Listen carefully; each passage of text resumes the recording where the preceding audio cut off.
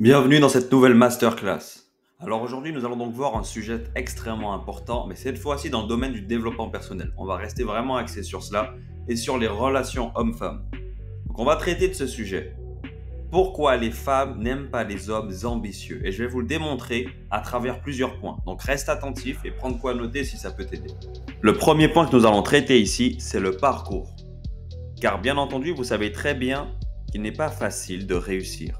Tout simplement. Vous savez très bien qu'il y a des embûches, il y a énormément de choses. Mais restons d'abord globalement sur ce terme, sur le parcours. Pourquoi? Parce qu'on sait très bien qu'une femme, finalement, et moi je vous l'annonce maintenant, une femme n'aime pas les hommes ambitieux. Elle aime les hommes qui sont en train de réussir. C'est ce qu'une femme aime finalement. Les femmes aiment les hommes en train de réussir. C'est pas les hommes qui prétendent à voilà, je vais devenir ci, je vais faire ci, je vais faire ça. Non, non. C'est les hommes qui font. Voilà. Et c'est même logique, j'ai envie de dire. On ne leur en veut pas pour ça. Tout ce que je fais, c'est juste dire, c'est juste un constat que je suis en train de vous donner, les gars. Je suis pas en train de vous dire, ah, c'est grave, c'est pas bien, elles sont méchantes, gna gna gna. On n'est pas des fragiles ici, ok? Tout ce qu'on est, c'est être franc. Tout ce qu'on va faire, c'est être franc, tout simplement. Donc ça, il faut le comprendre. C'est qu'elles aiment les hommes qui font. Parce qu'en fait, je vais vous dire un truc et vous le savez très bien. Il y a énormément de mecs qui disent, mais qui ne font rien. Il y en a énormément. Le monde est rempli de mythos, le monde est rempli de fatigués de la vie qui foutent rien du tout. Et en fait, c'est ça le problème. C'est que si ça se trouve, il y a une femme qui a déjà eu, je sais pas, elle a déjà rencontré 2-3 mecs. Elle a eu déjà une ou deux grandes relations, ou allez, 3. Ok? Et là, elle te rencontre. D'accord? Sauf que le point commun qu'elle a entre ses 3 premiers mecs ou ses 2 premiers mecs qu'elle a vus, eh bien, le problème, c'est que ces mecs lui ont dit qu'ils allaient réussir. Ils lui ont dit, voilà, tu vois, chérie, moi, je vais faire ça, nanana, bébé, je vais devenir millionnaire, truc. Tu sais, on connaît, il y en a plein. Et demande à une femme, tu vas lui demander combien de mecs t'ont dit qu'ils allaient réussir, etc. Finalement, les gars, vous allez être surpris, vous allez vous dire, putain, en fait, il y en a beaucoup qui disent qu'ils vont réussir. Il y en a énormément. Et donc, toi, tu es ce 3e mec, ou allez, ce 4e mec qu'elle rencontre dans sa vie, et tu lui dis exactement la même chose.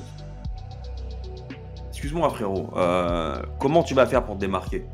Comment est-ce que tu vas faire pour justement ne pas faire en sorte, en tout cas, pardon, qu'elle ne tombe pas dans cette fausse croyance, tu vois, de se dire, ou du moins qu'elle tombe dans cette croyance de se dire que c'est faux.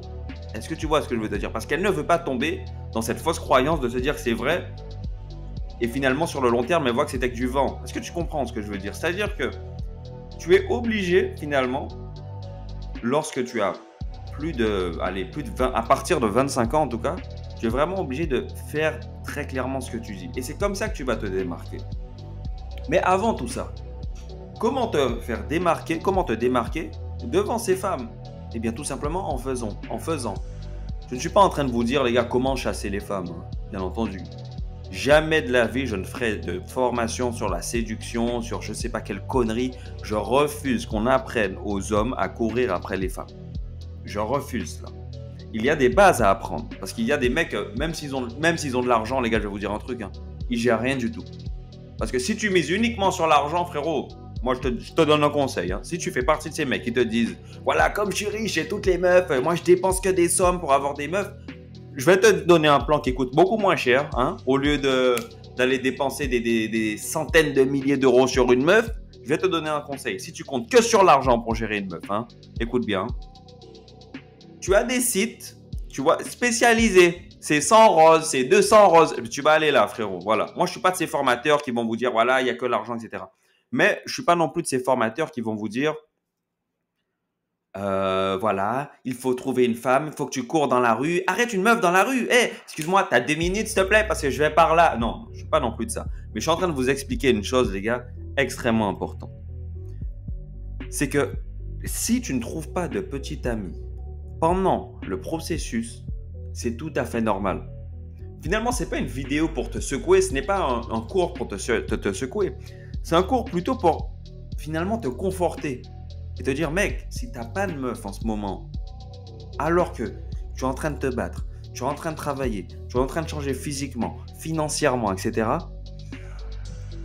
eh bien finalement, tu n'as pas à t'inquiéter si aucune femme ne s'intéresse à toi. C'est parce que tu es dans le processus.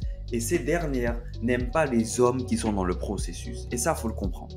C'est tout simplement ça. Elles n'aiment pas les hommes qui aspirent à devenir. Elles aiment les hommes qui deviennent. Est-ce que tu vois ce que je veux dire? C'est ce qu'une femme veut dire quand elle dit j'aime les hommes ambitieux. C'est tout.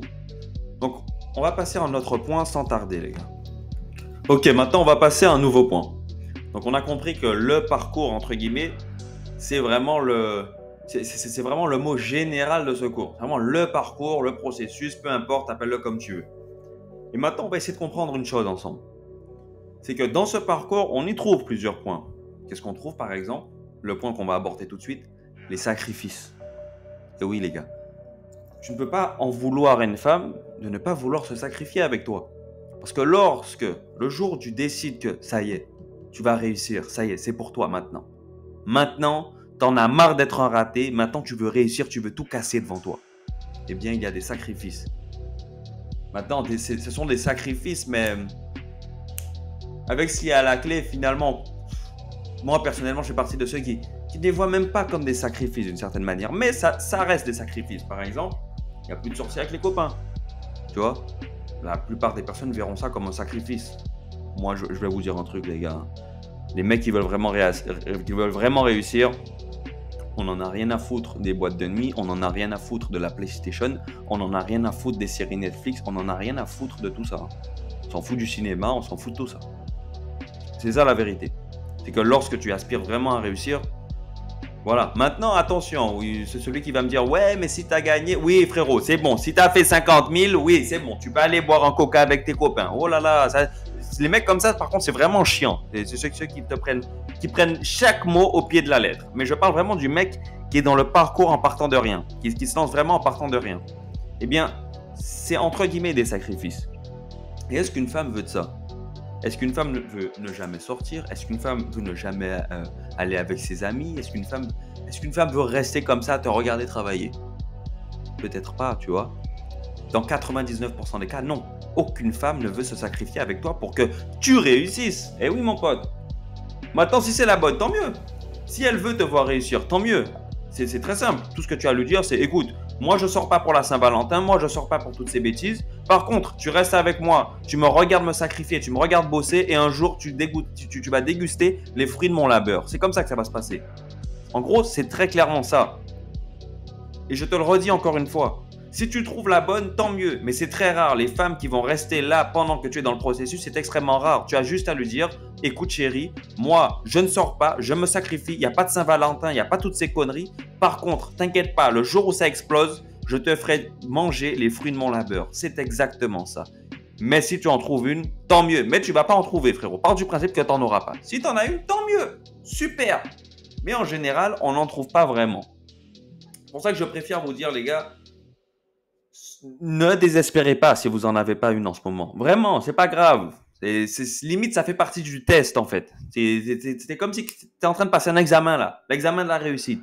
Eh ben, t'en as pas une avec toi, c'est pas grave, frérot. T'inquiète pas, ça fait partie de l'examen. C'est des points bonus, t'inquiète pas.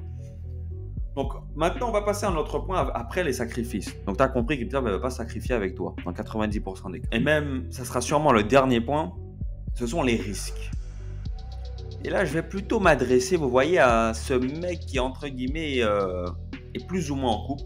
Il vit avec sa femme, donc on peut même dire en couple. Peut-être pas marié, mais en tout cas, vous vivez ensemble. Ce mec a environ les 30 ans, 35 ans, la plupart, c'est ça. Et là, tu décides de te lancer. Donc là, madame verra des risques. Toi aussi. Mais les femmes, là, tu vas vraiment la sortir de sa zone de confort. C'est-à-dire que tu vas tout arrêter pour vraiment te lancer. Eh bien, une femme ne voudra pas participer à cette aventure la plupart du temps. Ne voudra pas. En général, c'est très, très, très rare. C'est-à-dire que tu as ton petit confort là, de vie de merde avec ton CDI pourri éclaté au sol. Et là, tu veux tout arrêter.